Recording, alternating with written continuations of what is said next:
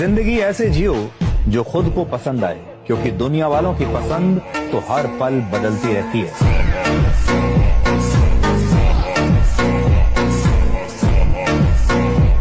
पता है, हमेशा गर्व होना चाहिए अपने ऊपर,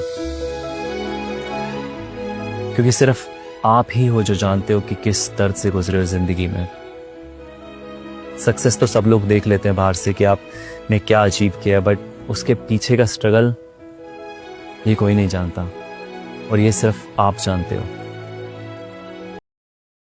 જાગો વહેલા, બોળી બનાવો।